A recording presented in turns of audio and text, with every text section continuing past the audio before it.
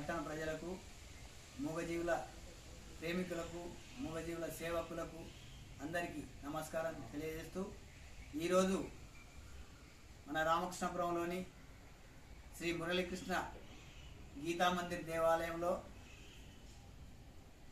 మూగజీవుల సేవా సంఘం ప్రతి వారం లాగే ఈ వారం కూడా సమావేశం జరిగింది. ఈ సమావేశంలో మన మూగజీవుల సేవా సంఘంని ట్రస్ట్గా మార్చడం అనేది ఇప్పటికే జరుగుతున్నది. రేపు రిజిస్ట్రేషన్కు నిర్ణయం చేయడం జరిగింది. అలాగే ఈ వారంలో మనకు మూగజీవులకు ఆహారం కొరకు ఇచ్చిన దాతల పేర్లు, అందులో వచ్చిన డబ్బులన్నీ, ఖర్చు ఎంత, మిగులు ఎంత అనేటి వివరాలన్నీ పొందుపరచడం జరిగింది. ఇది మూగజీవుల సేవా సంఘం సభ్యులందరి సమక్షంలో జరిగింది, కావున గమనించగలరు.